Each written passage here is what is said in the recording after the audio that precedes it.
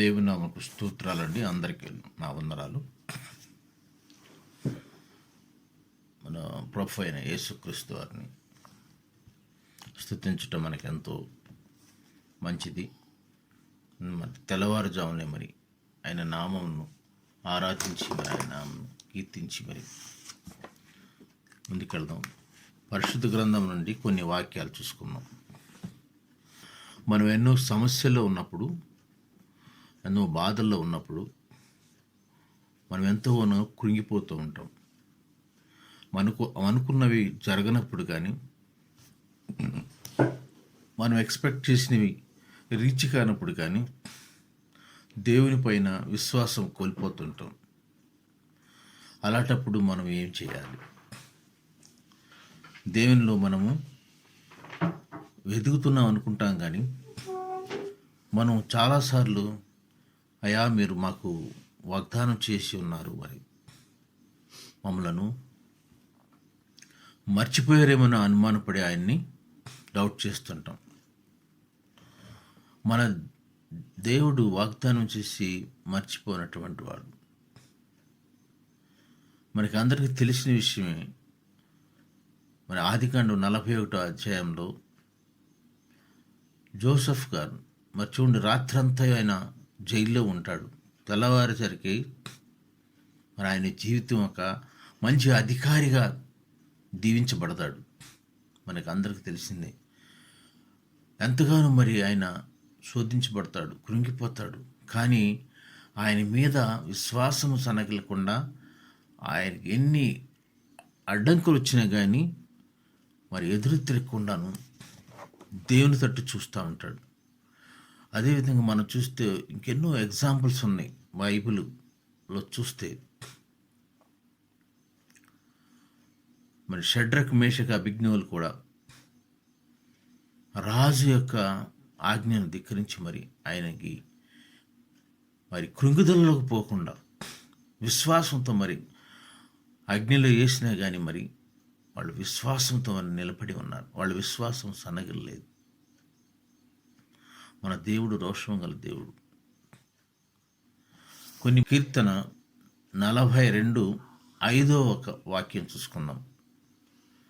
కీర్తనలు 42, నా ప్రాణమా నీవు ఎలా కృంగి ఉన్నావు, నీవు ఏల కృంగి ఉన్నావు, నాలో నీవేలా తొందరపడుచున్నావు, నాలో నీవు ఏల తొందరపడుచున్నావు. దేవుని యందు నిరీక్షణ ఉంచుము, దేవుని యందు నిరీక్షణ ఉంచు. ఆయనే నా రక్షణకర్తనియు, ఆయనే నా రక్షణకర్తనియు, దేవుడనియు నా దేవుడనియు చెప్పుకొనుచు ఇంకను నేను ఆయనను స్తుతించెదను. ఇంకను చూడండి, కృంగిపోతున్నావేలా నా ప్రాణమా? నీ విశ్వాసం సన్నగిలుతుందా? ఇంకను అంటే still your death comes, you have to praise the Lord.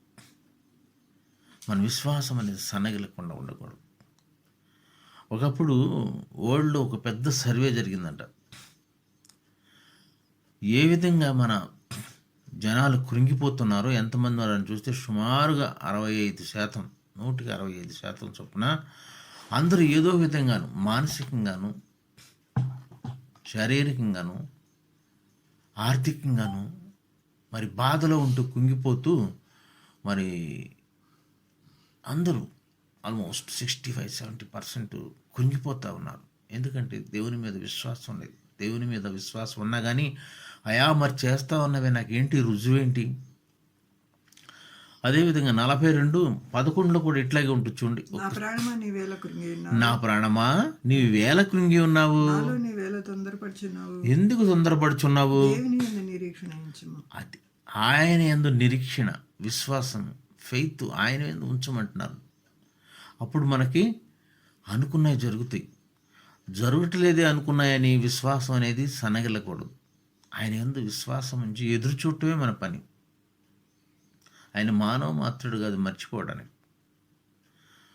మన ఈరోజు కొన్ని వాక్యాలు ఆదికాండం నుంచి ధ్యానించుకుందాం. ఆదికాండంలో మరి అబ్రాహాం గారు, శారా గారు ఏ విధంగా ఆశీర్వదించబడ్డారు, ఏ విధంగా దీవించబడ్డారు వారు చూశారు. ఒకసారి చూద్దామండి. ఆదికాండం 15 అధ్యాయము 1 నుంచి 6వ వచనం వరకు చూద్దాము. ఒక్కసారి చూడండి. ఆదికాండం 15వ అధ్యాయం 1వ వచనం. మీరు చదువు. ఇది జరిగిన తర్వాత యెహోవా వాక్యం అబ్రహామునకు దర్శనమందు వచ్చి, యెహోవా వాక్యము చూడండి, యెహోవా వాక్యము ఆయనకి దర్శనమందు వచ్చి, అబ్రహామా భయపడకము, నేను నీకు కేడము. అది చూడండి, ఈ భయపడకము అన్నది మన బైబిల్లో ఇక్కడి నుంచి స్టార్ట్ అయింది. ఫియర్ నాట్, మన దేవుడు అంటాడు డోంట్ సార్లు పైగానే బైబిల్లో రాయబడి ఉంది. ఫస్ట్ టైం ఇక్కడ కృంగిపోవడకము, నీకు నేను కేడమై ఉన్నాను. తర్వాత నీ బహుమానము నీ అత్యధికమగునని చెప్పాను. అందుకు అబ్రహాము ప్రభువైన యెహోవా నాకు ఏమి ఇచ్చిననేమి, నేను సంతానము లేని వాడినైపోచున్నానే. చూశారా, ఆయనకి నిరీక్షణ అనేది సన్నగిలిపోతుంది. ఆయన అప్పటికే ఒక 4 రాజులను జయించి 5-6 రాజుల పైన అధికారిగా ఉండి ఎంతో గొప్ప మరి వ్యక్తిగా ఉన్నాడు. అయినా కానీ ఆయన కృంగుదల చూడండి. ఎందుకు, నాకు ఇంత వయసు వచ్చేసిందే, ఇంత చేసిన నాకు ఏమి చేసిన, నాకు ఈ రాజ్యం అంతా ఏం చేసుకోని నేను. తర్వాత చూడమ్మా, నేను సంతానము లేనివాడనై పోచున్నానే. ఎలియాజరే నా ఇంటి ఆస్తికర్త. చూడ, ఆయన యజమానుడు, ఆయన కింద పనిచేసి నౌకరుగా ఉన్నటువంటి అతను ఎలియాజరే మరి దీని అందరూ కర్త అవుతాడు కదా. మరి నేను ఎంతో నన్ను ఏంటి అని ఆయన చూడండి ఎంత కురింగిపోతున్నాడు. మరియు అబ్రాము ఇదిగో నీవు నాకు సంతానం ఇయ్యలేదు గనుక నా పరివారంలో ఒకడు నాకు వారసుడని చెప్పగా, యెహోవా వాక్యం అతని యొద్దకు వచ్చి, ఇతడు నీకు వారసుడు కాడు, నీ గర్భవాసన పుట్టిపోవాడు నీకు వారసుడని చెప్పాను.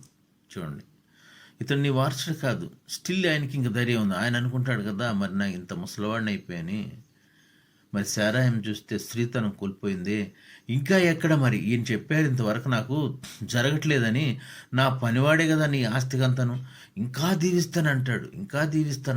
ఎంత దీవించిన సుఖం ఏముంది. మరియు ఆయన వెలుపలికి అతన్ని తీసుకుని వచ్చి చూడండి, అప్పటి వరకు అసలు సంతానం లేదు, వాగ్దానం చేసినటువంటి ఆయన మరి ఇంతవరకు నాకు ఇవ్వలేదు మరి. కానీ ఆయన వచ్చేసి ఆకాశమును చూపించి నక్షత్రాలు లెక్కించమంటున్నాడు. ఈ రోజులో అయితే మనము అయ్యా మరి దీనికి ఎవిడెన్స్ ఏంటి, మరి దీనికి ఏంటి, మరి నాకు రుజువు ఏంటి అని అడుగుతాం.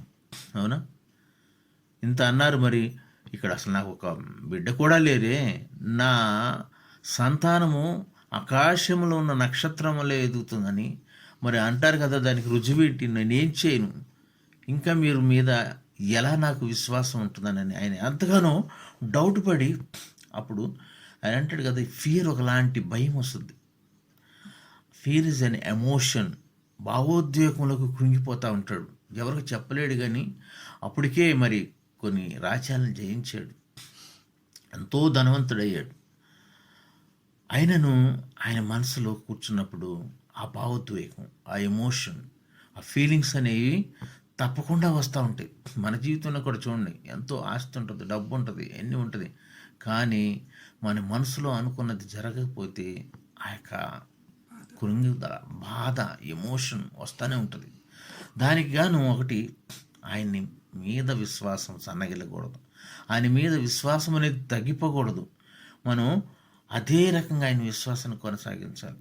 మనం ఇంకా చూస్తే 6వ వచనం చూడు, అతడు యెహోవాను నమ్మెను, ఆయన అది అతనికి నీతిగా ఎంచెను. చూడండి, ఆయన నీతిమంతుడిగా ఎంచాడు. ఆయన యెహోవాను నమ్మాడు, నమ్మి ఇంకా ఎదురు చూస్తున్నాడు. ఇక్కడ కూడా ఆయన రుజువులు అడగలేదు. మనకు తెలిసిన విషయం ఎన్నో ఉన్నాయి. మరి సైతాను శోధించి యేసుక్రీస్తు వారిని కొండ మీద తీసుకెళ్ళిపోయి ఈ రాళ్లను రొట్టెలుగా చేసి తినమంటాడు. అప్పుడు ఆయన రాళ్ళను రొట్టెలు చేసుకుని తిన్నాడా? ఇక్కడి నుంచి దూకి మరి నువ్వు రక్షించుకో అంటాడు. ఆయన తెలుసు ఆయన రక్షకుడు అని, దూకవసరం లేదని. ఇవన్నీ కూడాను చాలా క్లియర్గా రాయబడి ఉన్నది.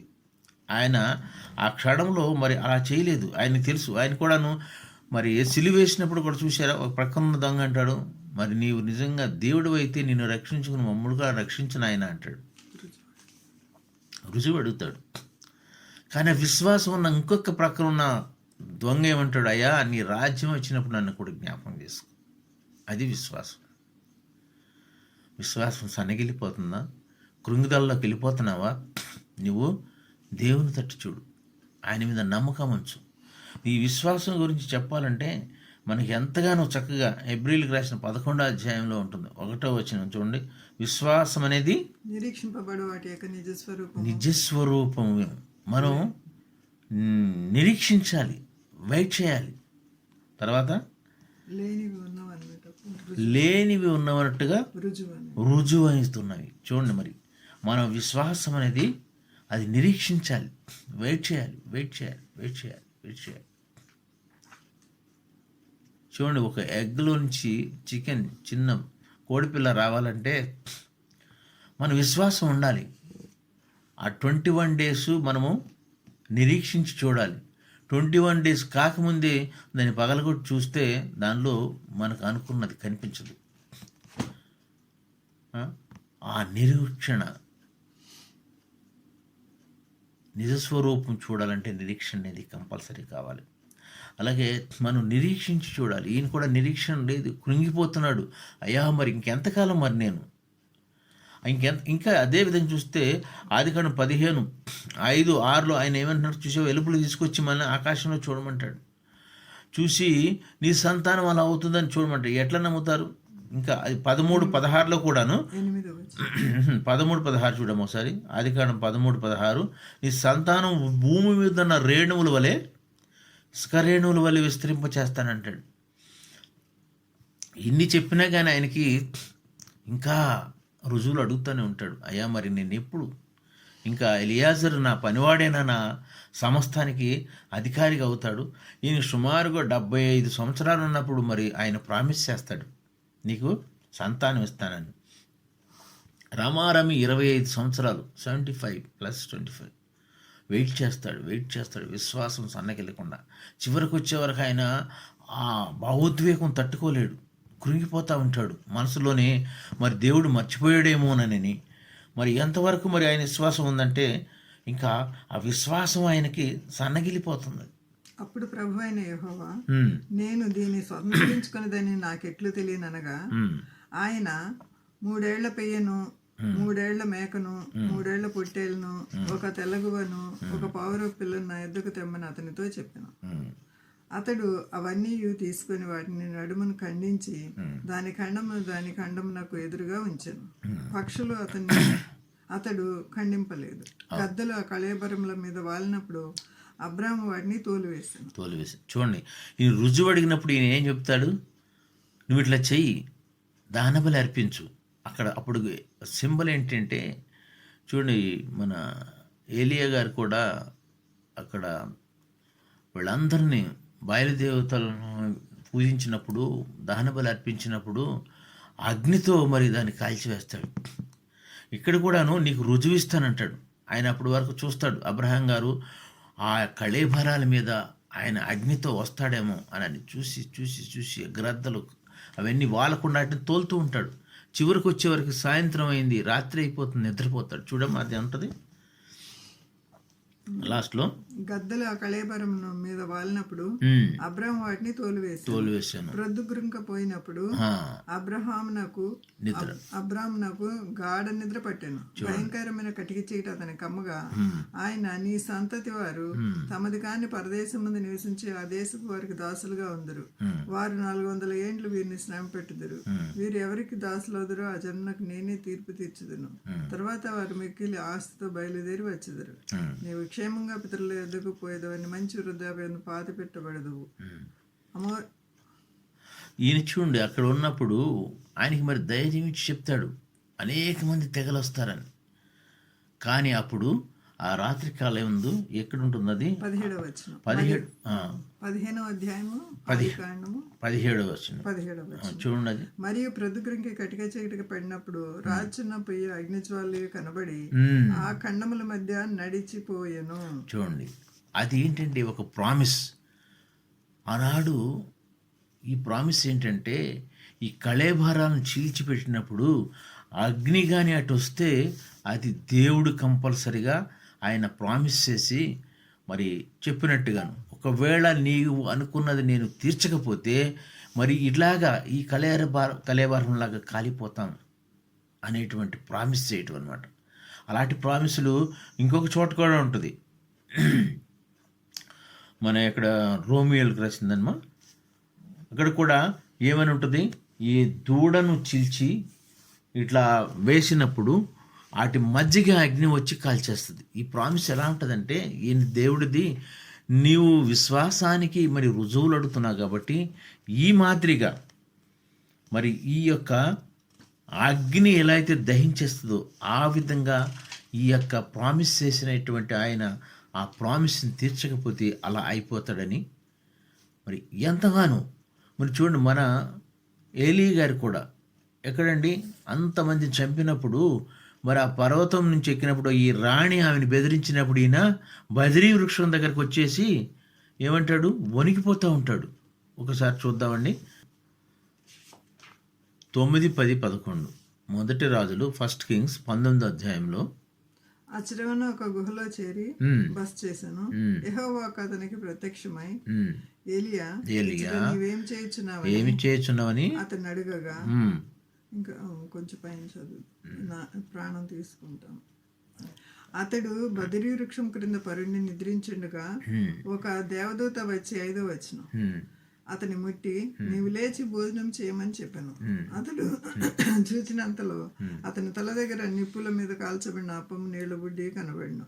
అతడు భోజనం చేసి తిరిగి పరుండెను. అయితే యెహోవా దూత 2వ మారు అతని ముట్టి, నీ శక్తికి మించిన ప్రయాణం నీకు సిద్ధమైనది, నీవు లేచి భోజనం చేయమని చెప్పినప్పుడు అతడు లేచి భోజనం చేసి ఆ భోజన బలం చదివి రాత్రింపవళ్ళు ప్రయాణం చేసి దేవుని పర్వతం పేరు పెట్టబడిన హోరేబునకు వచ్చి.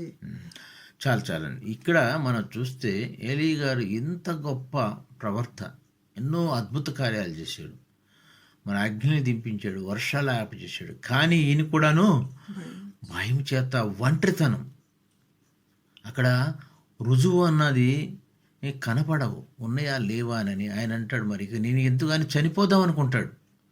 అంత గొప్ప భక్తి గల విశ్వాసం గల మరి ఆయన మాట అంటే నెరవేరేది. కానీ ఆయన కృంగుదల్లోకి వెళ్ళిపోతాడు, కృంగిపోతాడు, ఒంటరితనము, నా ప్రాణం వదిలేసుకుంటానంటాడు, నా ప్రాణం తీసుకోమంటాడు. అప్పుడు చూడండి, మరి దేవుడు మరి ప్రత్యక్షం 1 కింగ్స్ 19:18లో 7,000 మంది నీకు కనపడతలేదా, ఇంకా 7,000 మంది ఎవరు లేరంటే వెనక ఎవరు లేరని, ఒంటరిగా అనిపోనని లోన్లీనెస్తో కృంగిపోతూ ఉంటాడు. మరి చూడండి ఒకసారి 1 కింగ్స్ 19వ అధ్యాయము 18వ వచనం. అయినను ఇశ్రాయేలుల వారిలో బయలు నాకు మోకాళ్ళునని, బయలు దేవతకి మోకాళ్ళు వంచనటువంటి వాళ్ళు ఇంకాను 7,000 మంది నాకు ఉన్నారు. 7,000 మంది ఉన్నారు. చూడండి ఎందుకు భయపడిపోతున్నాం. ఈయన యొక్క మరి పనివాడిని కూడా నా దగ్గర వద్దు వెళ్ళిపోవనని ఆయన పంపించేస్తాడు. ఆ డిప్రెషన్లోకి వెళ్ళిపోతాడు, కృంగుదల్లోకి వెళ్ళిపోతాడు. దేవుడు కాపాడతాడు అనేటువంటిది మర్చిపోయి విశ్వాసం సన్నగిలిపోయి మరి రుజువుల కోసం చూసి ఇంకెందుకు నేను బ్రతకాలి, నా ప్రాణం తీసుకోనంటాడు. చూడండి అంతటి గొప్ప మరి ప్రవర్త మరి ఏమంటాడు, నా ప్రాణం.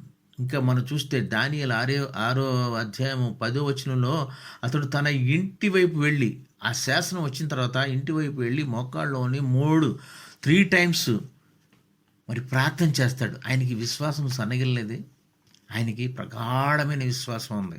అయ్యా ఇలా చేస్తానన్న ఎలా రక్షిస్తామని ఆయన రుజువు అడగలేదు. కానీ ఇక్కడ అబ్రహాం గారు విశ్వాసం సన్నగిలిపోయింది.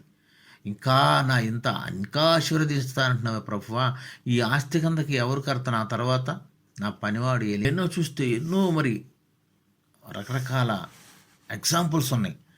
మనం యెహెజ్కేలు 37వ అధ్యాయంలో కూడా చూస్తే ఎండిన ఎముకలను మహాసైన్యంగా చేస్తానంటాడు ఆయన. ఆయన అంత గొప్ప శక్తివంత గలవాడు. ఎండిపోయిన ఎముకలు ఎవరన్నా నమ్ముతారండి? మరి చనిపోయినటువంటి లాజర్ని మరి 3 రోజులు పాతిపెట్టిన తర్వాత మరి లేపగలడు. అంత గొప్ప మరి శక్తివంతమైన అద్భుతాలు చేసేటువంటి గొప్ప తండ్రి ఉన్నాడు. కానీ ఇక్కడ మనం ఎలా ఉన్నాం? అలాంటి విశ్వాసం ఉన్నదా? మన విశ్వాసంలో మరి అయ్యా నువ్వు చేస్తావా లేదా నేను రుజువులు అడుగుతున్నామా? ఇక్కడ శారమ్మ గారు కూడాను, ఆమె నాకు స్త్రీతనం కుంగిపోయింది, నేను ఇంకెలా మరి సంతానం ఇవ్వగలను ఆమె కూడా డౌట్ పడిపోయి మరి ఈ ఆమె అయినటువంటి ఆగర్తో వెళ్ళమని చెప్తుంది. ఆగర్ మరి ఒక ఇస్మాయిల్ని ఇచ్చిన తర్వాత కూడాను ఆమెని పంపించేస్తే అప్పుడు ఆదికాండం 21:16 అధ్యాయంలో చూస్తే ఆగరు కృంగిపోతుంది. ఎందుకంటే ఆమె అక్కడికి వెళ్ళిపోతుంది. ఒకసారి చూడండి, ఆదికాండము 21:16-17లో మరి ఆమె కూడాను ప్రత్యక్ష సాక్ష్యం వరకు ఎదురు చూడలేదు. వెళ్ళిపోమన్నప్పుడు వెళ్ళిపోతుంది ఒంటరిగా కొడుకుని తీసుకుని. ఆదికాండము 21:16. ఈ పిల్లవాని చావు నేను చూడలేను. ఈ పిల్లవాని ఎవరంటే ఇస్మాయిల్ని తీసుకుని ఇస్మాయిల్ చావు నేను చూడలేదని అనుకుని ఇంటివేత దూరం వెళ్ళి అతనికి ఎదురుగా కూర్చుండే. ఆమె ఎదురుగా కూర్చుండి ఎలుగెత్తి ఏడ్చింది. చూడండి, ఆమె ఏడ్చుతుంది, కుంగిపోతుంది. మరి నేను ఏం చేయను, నాకు దిక్కులేదని. అప్పటి వరకు ఉన్నటువంటి భర్తకు అబ్రహాం గారు పంపించేస్తాడు. ఎందుకంటే శారా మాట వింటాడు. అక్కడికి వెళ్ళినప్పుడు ఈమె వచ్చేసి మరి అక్కడ ఎడారిలో నీళ్ళు లేవు తాగుటకి. ఆమె ఎలుగెత్తి ఏడ్చి మొర పెడుతుంది. ఆమె మొర ఆలకించి ఆయన మొరైన 17వ అధ్యాయం చూడండి, 17వ వచనంలో ఏముంటుంది? దేవుడు ఆ చిన్నవాని మొరయిని. అప్పుడు దేవుని దూత ఆకాశం నుండి హాగర్ని పిలిచి, హాగరు, నీకేం వచ్చినది? భయపడకము. ఆ చిన్నవాడు ఉన్న చోటు దేవుడు వాని స్వరం విని ఉన్నాడు. నీవు లేచి ఆ చిన్నవాడిని లేవనెత్తి నీ చేత పట్టుకొను, వాని గొప్ప జనముగా చేసిన ఆమెతో చెప్పాను. చూడండి, అట్లాంటి విశ్వాసం. ఆమె సన్నగిలిపోయి అందరూ కూడా రోదనలోకి వెళ్ళిపోయి కృంగిపోతారు. ఇంకా నా పని అయిపోయింది, మా వల్ల కాదు, మేమేమి చేయలేము అని మనం ఎవిడెన్స్ కోసం చూడకుండా, ప్రత్యక్ష సాక్ష్యం కోసం చూడకుండా కళ్ళు మూసుకుని మరి కనిపించిన వాటిని ఉన్నాయని అనుకోవటం. ఇందాక మనం చూసాం కదండి, హెబ్రీలో చూసాం 11వ అధ్యాయం. విశ్వాసం అనేది నిరీక్షింపబడి వాటి యొక్క నిజస్వరూపం, అదృశ్యమైన. చూడండి, మనకు కనిపించని కూడా ఆయన కనిపించేలాగా చేస్తాడు. అంత గొప్ప దేవుడు ఆయన, అంత గొప్ప మరి మా దేవుణ్ణి మనం కలిగి ఉన్నాం. మనం రుజువులనే అడగకూడదు. విశ్వాసం అనేది విశ్వాసం. ఇందుకు ఒకసారి చూడండి, రోమా 4:17-18 ఒకసారి చూడమ్మా. రుజువులు ఆధారాలు వెతికే వారికి కృంగుదల. నువ్వు రుజువులు అడుగుతున్నావంటే నీ విశ్వాసము సన్నగిలిపోతుందండి. తాను విశ్వసించిన దేవుని ఎదుట అనగా మృతులను సజీవులుగా చేయవాడును. మన దేవుడు ఎవరండి? మృతులను సజీవులుగా మనకు చూసాం, లాజరును చూసాం.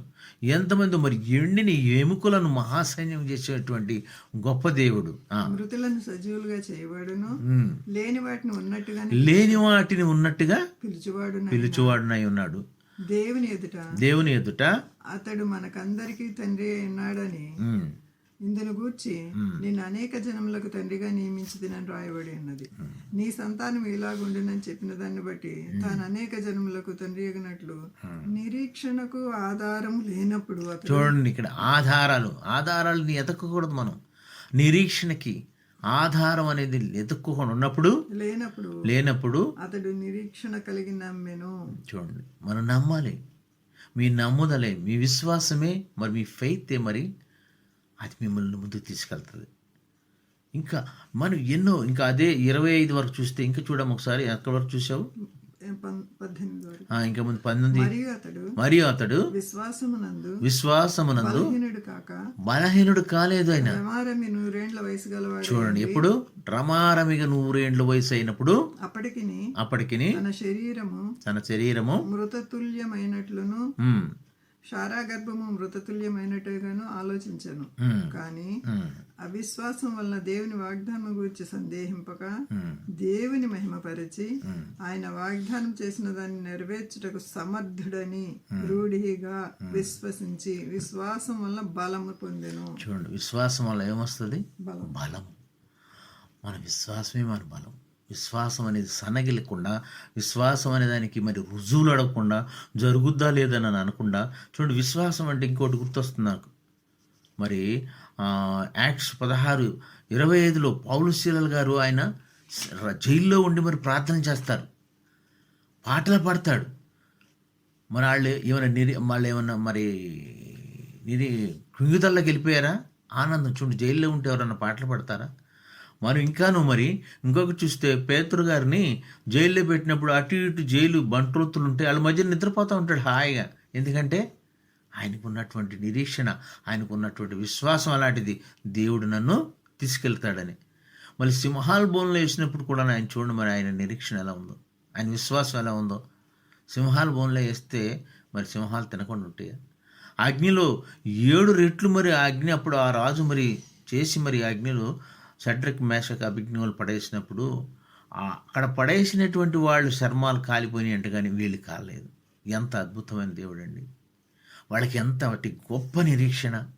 నాకు ఒక ఎగ్జాంపుల్ గుర్తొస్తుంది, జరిగింది 2025 డిసెంబర్లో మరి సెంట్రల్ యుఎస్ఏలో అమెరికాలో ఒక మంచి ప్రవర్తని అంటే మంచి విశ్వాసి ఒక మేడము హెన్రీ డౌట్ అనేటువంటి ఆమె ప్రసంగం చేస్తుంటే ఎంతగానో సేవ ఆశీర్వదించబడుతుంది, ఎంతగానో రక్షిస్తుంది, ఎన్నో పాపులను మరి సేవ్ చేస్తుంది. ఆమె విశ్వాసం ఎంత గొప్పదంటే ఎంతో మరి ఆమె ఒంటరిగా ఉన్నా కానీ బలమైన సేవ చేస్తూ ఉంటుంది. అలాంటప్పుడు ఒక విశ్వాసి ఒక మెయిల్ పంపిస్తారు. ఎప్పుడండి అది? 26 డిసెంబర్ 2015లో ఏమని పంపిస్తే, అమ్మ నేను మీ చేసే సేవకు మరి నేను ఎంతగానో ఇంప్రెస్ అయిపోయి మీకు ఒక బహుమానం పంపించాలనుకుంటున్నాము అని అంటే సరేనంటుంది ఆమె. ఆయన ఏం చేస్తారంటే ఒక కంటైనర్లో 2015లో పంపిస్తారు. అప్పుడు అంత పెద్ద కంటైనర్ అంటే షిప్ ద్వారా వెళ్ళాలి. మరి ఆ షిప్పు రావటము ఏ విధంగా లేట్ అవుతుందో తెలియదు, కానీ అది చివరికి వచ్చేసేవరకు మరి డిసెంబర్ 2019కి మన కోవిడ్ టైంలోకి మనకి అప్పుడుకి వస్తుంది. వచ్చినప్పుడు మరి కస్టమ్స్ అధికారులు దాన్ని సీల్ చేసేసి మరి దాన్ని పక్కన పెట్టేస్తారు. అయినా కానీ ఆమె ప్రార్థన చేస్తున్నప్పుడు మరి జరిగిపోతుంది. 2020 కూడా వచ్చేసింది. జనవరి ఫిబ్రవరి అయిన తర్వాత మరొక మెయిల్ వస్తుందమ్మా, కస్టమ్స్ అధికారి మీ కంటైనర్ తీసుకెళ్ళమంటే ఆ కంటైనర్ తీసుకుని ఓపెన్ చేస్తే అందులోనూ మరి దేవుడు చూడండి మరి ఆయన ఏర్పాట్లు. ఈమె ఎంతకాలం నిరీక్షించింది. అప్పుడు సుమారుగా 50,000 మరి ఫేస్ మాస్కులు ఉన్నాయి, 44,000 gloves, medical gloves, oxygen cylinders, ICU beds ఇవన్నీ కూడా పెట్టేసి బయటకు వస్తే అప్పుడు గవర్నమెంటు ఆమె చేతులు, అమ్మా ఇవన్నీ ఎక్కడి నుంచి వచ్చినాయి, ఎలా వచ్చినాయి, ఎవరు పంపించారని చూస్తే సుమారుగా 19-20 పబ్లిక్ హాస్పిటల్గా డిస్ట్రిబ్యూట్ చేశారంట. చూడండి ఆ విశ్వాసం ఎంత గొప్పదో.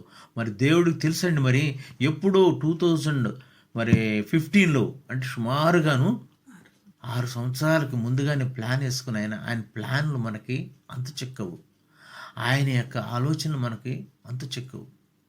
మరి ఇక్కడ చెప్తారు కదా అబ్రహం గారికి, నీ యొక్క సంతానం వారు ఈజిప్ట్కి వెళ్ళి 430 సంవత్సరాలు, అప్పుడే చెప్పారు 430 సంవత్సరాలు శ్రమ పొంది మళ్ళీ తిరిగి ఇక్కడికి వస్తారని. మనం చూడలేదా? యాకోబు కూడా చనిపోయిన తర్వాత నా యొక్క ఎముకలను తీసుకెళ్ళి ఎక్కడ అబ్రహాం శారా గారు పాతిపెట్టినట్టు స్థలంలో తీసుకెళ్ళి పాతిపెట్టమంటారు. అందుకనే ప్రియమైన సహోదరుడా, మన విశ్వాసానికి మనం రుజువులు ఎత్తుకోకుండా, మన విశ్వాసంలో మనం సన్నగిలకుండా, మన విశ్వాసం తగ్గించకుండా, మన ఆయన తట్టు చూస్తూ ఆయన మీద మనం నమ్మకం అనేది బొమ్ము కాకుండా ఎదురు చూస్తే మనలో ఉన్నటువంటి కృంగుదల పోతుంది, మనలో ఉన్నటువంటి ఆ యొక్క ఎమోషనల్ సంబంధించినటువంటి ఫీలింగ్స్ పోతుంది. ఒంటరిగా ఉన్నానని బాధపడకండి. ఇదిగో మమ్మలను వీళ్ళు ఎంతగానో హింసిస్తున్నారు, ఇదిగో మమ్మల్ని ఎంతగానో వీళ్ళు దూషిస్తున్నారు, మేము చేస్తున్న సేవను ముందుకు సాగకుండా ఎన్నో ఆటంకాలు వస్తున్నాయని మరి కృంగుదల్లోకి వెళ్ళకండి, నీరసించిపోకండి, ఒంటరి అయిపోయామని బాధపడకండి. ఆయన చూడండి ఆఖరి మరి ఆరిలో ఉన్నప్పుడు ఒంటరిగా ఉంది ఆడకూతురు, మరి ఆయన మాట వినలేదా? ప్రార్థన చేద్దాం, విశ్వాసం అనేది కాపాడుకుందాం, మన ఫెయిత్ను తగ్గించుకొని చూసుకుందాం. ఇట్లాగే మన అబ్రహాము మరి ఈయన ఫాదర్ ఆఫ్ ఫెయిత్ అంటారు. అలాంటి ఆయనే మరి ఆయన విశ్వాసంలో సన్నగిలిపోయాడు.